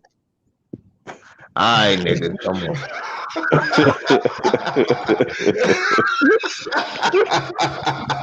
We don't really need your ass. Hey, no, you know who stole the ring with the Spurs? And he one of my favorite players back in the day, Steve Smith. Oh, 2003, right? Yeah. Steve Smith and Big Dog Robinson stole the ring on that team. Yeah. Mm-hmm. Did Finley steal one on that thing? Finley got one. Finley did get one. And I think it was Lasana. Yeah, I think that was about 2007. I want to say Sonny was playing with the Mavericks then. When he still was, giving you about 20 a game. Yeah, I think it was 2007 when he stole the ring. Yes. It's certain guys, though, like I say, look, Finley, look, think about them guys. We were happy to see them win ring. Mm-hmm. Elton Campbell got a ring. I was psyched when he stole the ring. Look, it was weird because they beat us. And I was still like, dang. At least bitch ass Elton Campbell. Did Kelly Willis ever win a ring? Nope. San Antonio. I was happy for him. When? I think he won one with San Antonio, didn't he? Off the bench. I can't remember. I believe he did. I'm about to look right now. Look that up because I ain't got my other phone. Did he? I'll pull that bitch up right now. He played forever. Because I was about to say, that's one thing Popovich did. A lot of low-key dudes who was always good, they won rings in San Antonio off the bench. Steve Kerr. In 2003. With who? San Antonio. Yeah, he won one. Okay. Willis, Big Dog he was Robinson. on that team. He was. Yes. I do remember his little old ass coming in there shooting that little jump hook and shit. Yeah, I remember him. Big Dog Robinson, Kevin Willis, Steve Smith, all of them stole rings on that team. To solidify their career. They're going to eventually go in the Hall of Fame because you're like, okay, Willis was always the second tough guy with he was the only guy that could score other than Dominique on Atlanta forever. And then, Steve, for just being a great, all-around great player, no matter where he was. He was good in Miami, way better in Atlanta, good in Portland, and old in San Antonio, but he still could hit shots. Right. Yeah, see, right here. One-time All-Star, 2003 NBA champ, All-NBA Right. 91-92. Played for 10 fucking teams. 10. The big baby arms, the walking Tyrannosaurus. That nigga got he played for 9 teams because he went to the Hawks twice. You know I'm telling the truth, Mike. That man got baby arms. He got the shortest reach of any person that height ever. Yeah. That motherfucker arms. He got the shortest arms. Hillary Clinton got longer arms than him. Yes. my uncle used to call him baby arms. He said, "Here go baby arms." He said, "I don't know how he ever gets rebounds. He used to put his arms up. Everybody, it looked like his hands wasn't even up. He just bump you out the way."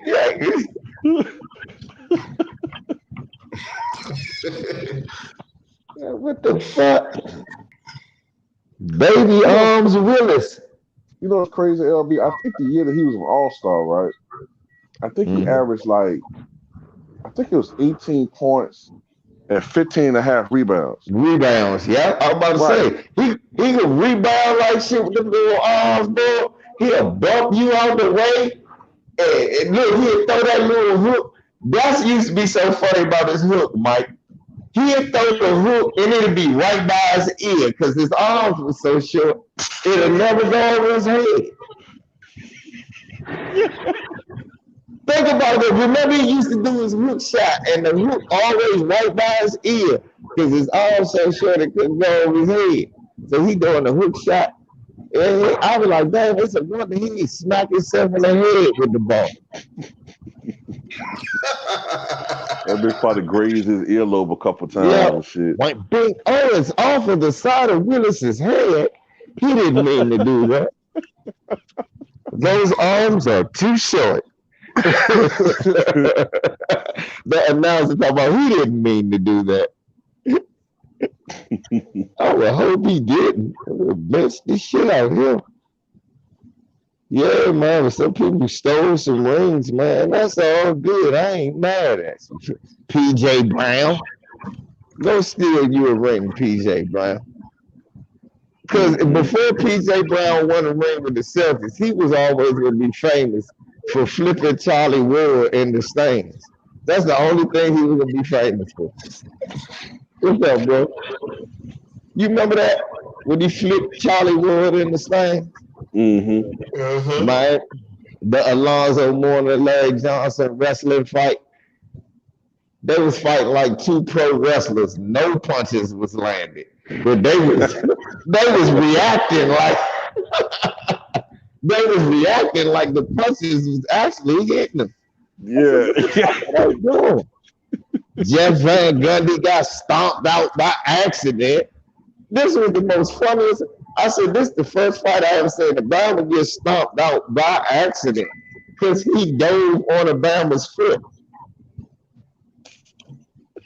What did he? You know that he was hugging his leg. I was like, what the fuck is he doing? What is he doing? I said, man, and then Alonzo was moving, just stepping on. He was getting fucked. I said, this is the dumbest shit. I said, he dropped himself in the middle of a brawl. Who drops themselves in the middle of a brawl? You see? Jeff Van Gundy proved he had never been in a fight in his life. You in the middle of a scrum. The last place you want to be is on the ground. You don't dive on the ground. What type of suburb shit was he doing? I don't know, man. That shit was hilarious. That's greatest one. We should do a video on the greatest basketball fights ever. Shit. That shit with Bird and Dr. J, I like that shit. That was my favorite shit of all time, to the Malice and the Palace. Hey, remember niggas used to have a picture of Dr. J choking Larry Bird like it was a family photo? Right. You remember that shit? You just go in any random black house across America, and they got a picture of Dr. J grabbing Larry Bird up in the throat with Larry Bird bleeding like shit. Yeah. That's the other thing. People ain't pay attention to that. The difference was when they was both grabbing at each other's throat, because if you get the first picture, Dr. J the first one that grabbed Larry's neck, then Larry grabbed back because he was getting choked.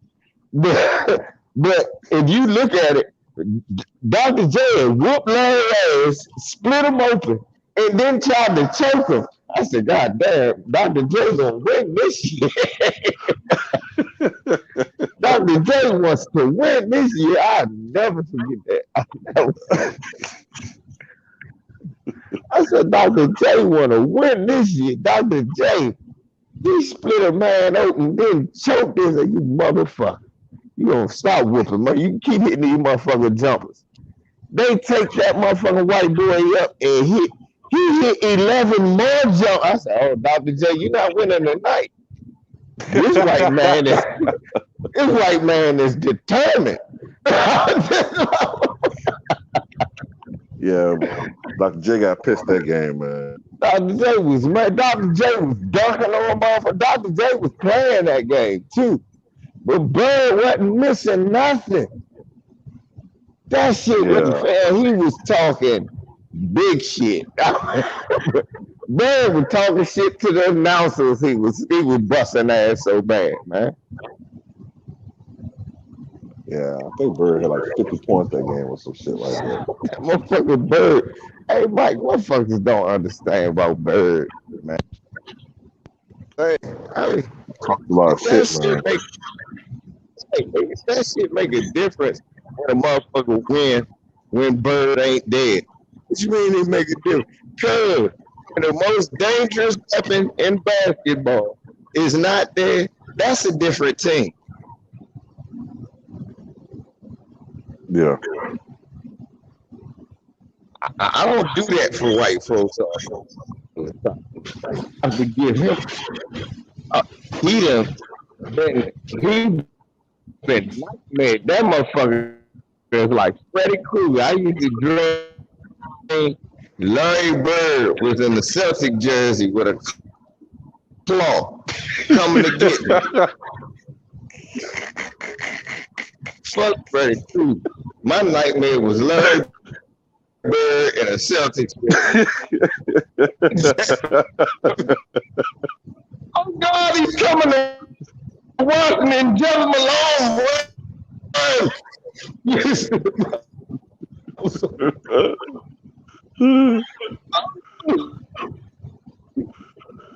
Oh Lord. I remember Bernard got him one time, though. When we was fighting, Bernard got him. He fucked Bernard up the next time. Bernard got his ass good, though, Mike. Bernard got his ass bad. I said, yeah, we got him. Wow, man. They put a historic ass whooping on. They whooped our ass so bad that the next time we got our ass whooped, like they mentioned, and now they fired us. Okay, I want to play with Bernard King, huh? This ain't New York. Y'all got the same about it. They whooped our ass. Man, it's certain shit that I'll never forget. And that's why Larry Bird is a great player to me, man. Because I hated that nigga like y'all. Most people hate LeBron. Nigga to die. So you wake up in the morning. Is Larry Bird dead? Why are you wishing death? Oh, Larry Bird. The Lakers got him.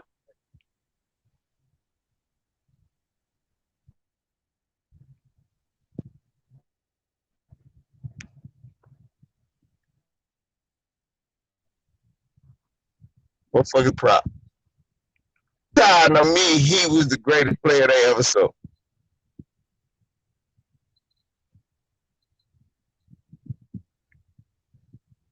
You hear me, Mike? You kind of go in and out. Y'all hear me?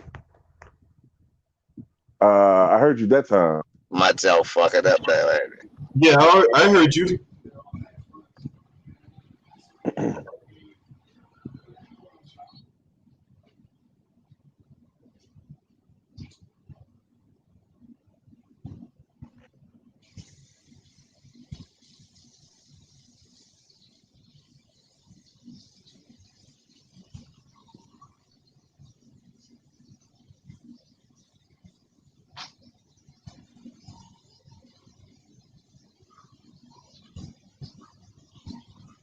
You still there?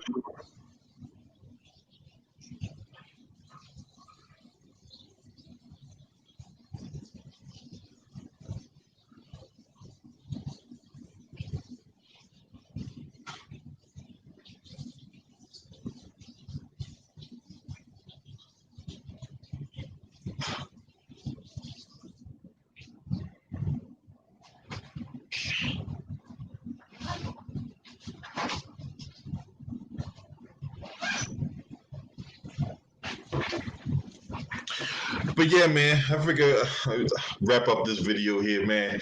You know, this one, I think it's time to wrap it up and go get into some shit. You know what I'm saying? I want to give me something to eat, so I'm gonna leave it at that.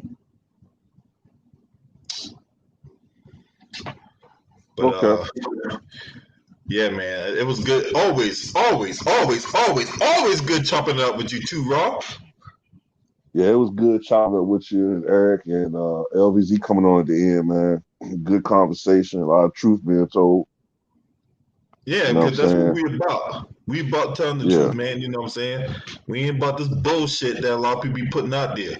You know what I'm saying? Yeah. And donate to the channel, will y'all? You know what I'm saying? Donate to the channel. You know, hit the Cash App, PayPal, all that. stay safe out there. You know what I'm saying? I'm gonna go. I'm about to go into DC. You know what I'm saying? I'm about to go in there and confront some of these people out here talking about all this voting rights shit.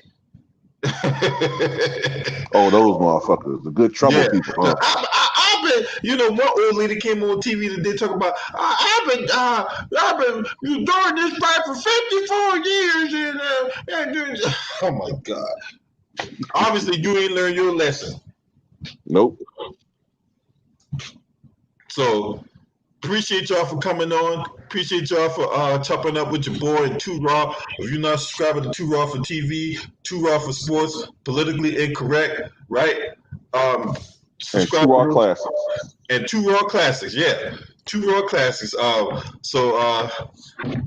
Subscribe to those channels. Subscribe to LVZ, the one LVZ, LVZ NBA Talk, Peckerwood Punishment. I think he had one more, if I'm not mistaken. But and then subscribe to my homie Eric Johnson, 1994. Those are respective channels. Yeah, hopefully if I catch that bowling ball rolling, hey, you know I'm gonna go live and shit. You know what I'm saying? I'm gonna confront that damn if I catch that motherfucker out in DC. Damn right. So, and last but not least, shouts out to the LGBTC Lions Den basketball community. This your boy. Scream at me. Oh!